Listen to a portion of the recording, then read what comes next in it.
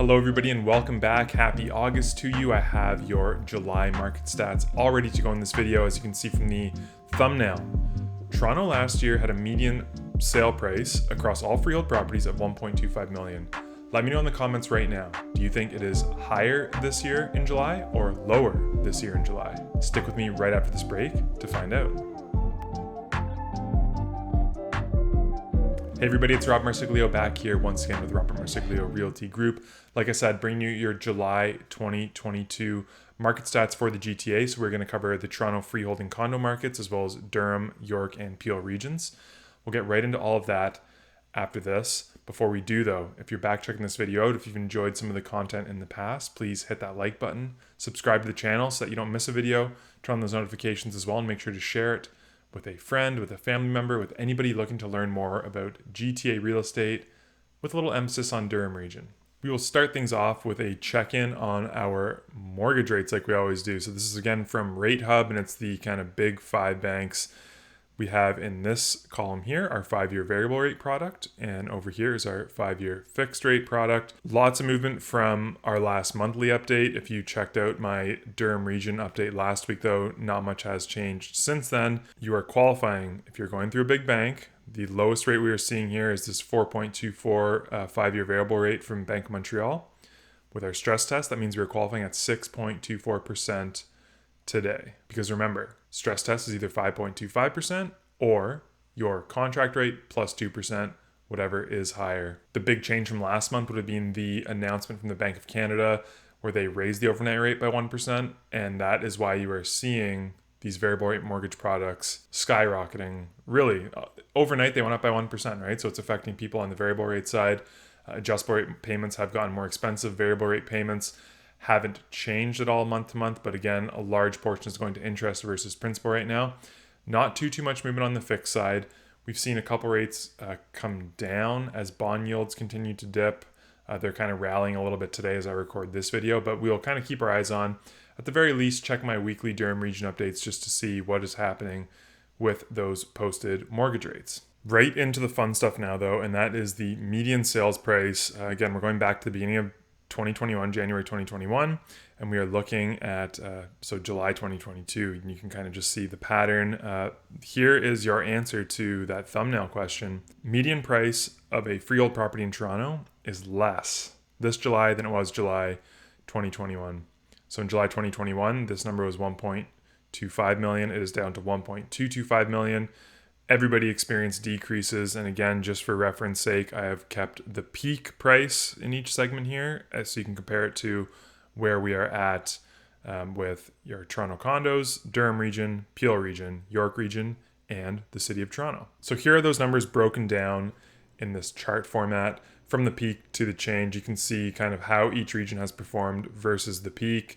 Toronto condo still holding up the best. As we can see now, our year over year median price changes we've already talked about. So the 3 regions that have dipped below last year's numbers are Durham, Toronto freehold, and York Region. Toronto condos and the market in Peel are holding up a little better still. One thing I will say is there was a bit of a lull in the median sale price in Peel last year on this time, followed by a spike. So I really do think Peel at some point in August will break through year over year percentage wise and be less than it was in 2021. So stick with me next month. Again, make sure you like and subscribe so you don't miss it for next month, but we'll check back in just to see if Peel breaks through into the red as well. Where does this put us in a historical context? So looking through these numbers, Toronto freehold prices right now, the median price is akin to kind of January 2021 levels. In Durham, you are seeing kind of summer 2021 levels. In York Region, you're seeing spring 2021 levels. And like we said, Peel is still outperforming last year, year over year, but we're expecting that breakthrough in August. And that'll put it back somewhere to 2021 levels as well. Onto our sold to list price ratio. And we know that this green line here is number 1, meaning that if you're at number 1, you're selling for the list price on average. Anything below means that, buyers, while they do already have the upper hand, I would argue in most cases right now, they're getting properties for less than asking. So the only market really holding up is Durham, and I wouldn't even say they're holding up. You can see the trend is still down towards one, but again, 3 out of our 4 market segments, the average sale price is actually less than the average list price in that area. And Toronto freehold market, the average sale price and the average list price are the same. They're actually right at 1. So I expect these to keep trending downwards. Headlines you will definitely be reading in the next few weeks will be that sales numbers are at historic lows. You can just see everybody is trending downwards. Even Toronto condos dipping down to close to 1,000 sales, which is extremely low for that market segment, really at any given time, at any point in the year. As an example, I want to talk about the Toronto freehold market, which is this red line, which again, just like everybody else, really peaked in March and has been trending downwards ever since. July 2022 was the 8th lowest sales total, period, for any month in the past 10 years. And I have data going back to 1986, and I cannot find a lower month of kind of freehold sales in the city of Toronto. So it just shows you what a halt, like honestly a standstill the market has come to in the past month. Here it is just for the first 7 months of the year. We're just comparing year to date 2021 to 2022, and you can see that sales are really down anywhere from 27% to about 39% depending on where you are. Now, seasonality in the GTA market, summer usually is a little slower time in terms of the number of sales.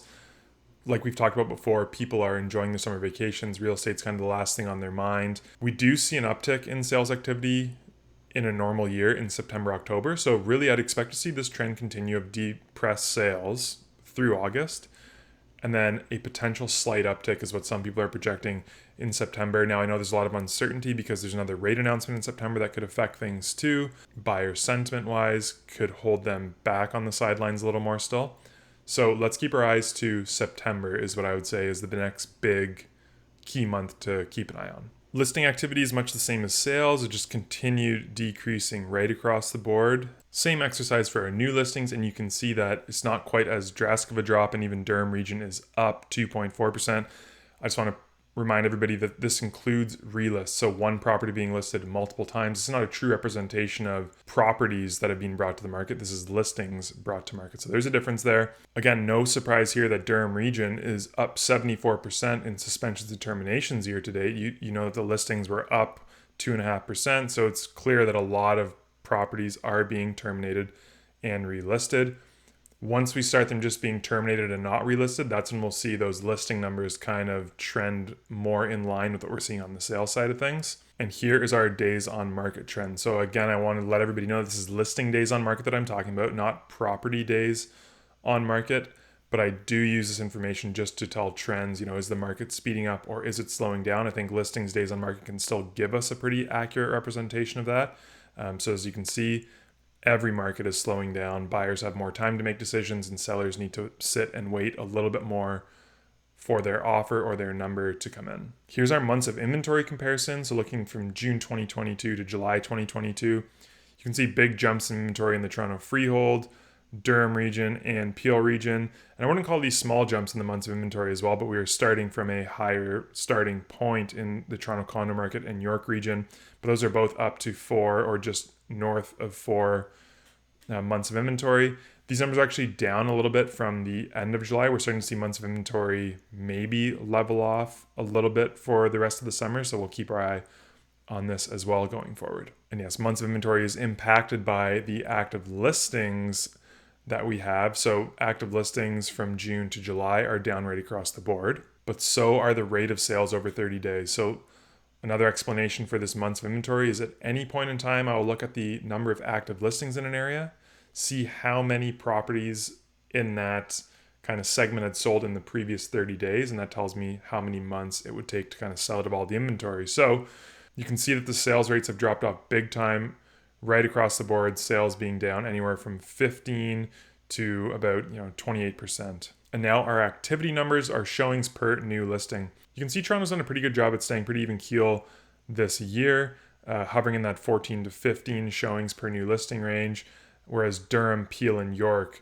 they're just frenetic in January and February and then have slowly petered out and slowed down. Currently, York and Peel are getting about a showing and a half more per new listing than you're seeing in Durham and Toronto. On the offer side, however, it is Toronto and Durham region that are kind of getting a few more offers per new listing. A colleague put out a tweet the other day just saying how Durham loves to offer on properties, and that is still the case. You can see how many offers they're getting at the peak back in January versus now. It's still the most in the GTA, although not quite as much. And lastly, I love this metric. This is the showings per offer. So it is taking, just about 16, 17 showings to get an offer in Durham right now. In the city of Toronto, it's around 19, and then you're creeping up to 23, 24, 25 in York Region and Peel groups through to get an offer on your property. So the higher you are coming in on this chart, the more it's going to take to get an offer on your property. And this is all as per Broker Bay, which is a kind of a internal exclusive realtor tool that we have access to just gauge the pace of the market. What I want to wrap up on this month is the downtown Toronto condo market for rentals, because I know you're reading a lot about that in the news as well. Summer is pretty hectic time all the time, as students do need to get into rentals. A lot of leases come up for renewal in September too because the students coming in. So no surprise that we're seeing this big spike in sales, or in lease prices, my apologies, through July.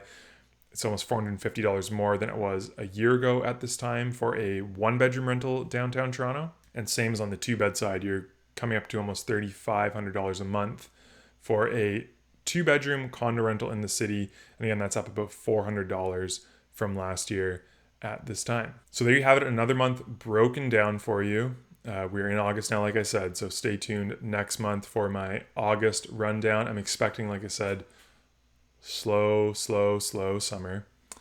Buyers are waiting, sellers' expectations are still off, interest rates are increasing, people are unsure what's going to happen in September. I think it is a big waiting game for 95% of buyers out there right now. However, if you do have any questions about the buying process, about the selling process, what is it like in this market, you want a question answered about your home, about your neighborhood, please feel free to reach out. Everything is down in the description of the video, all my contact information, including a link where you can book some time in my calendar directly. As always, if you've stuck around for this long, I hope you're getting value out of the content. Please like the video, subscribe to the channel, turn on those notifications, and share it with some friends and family.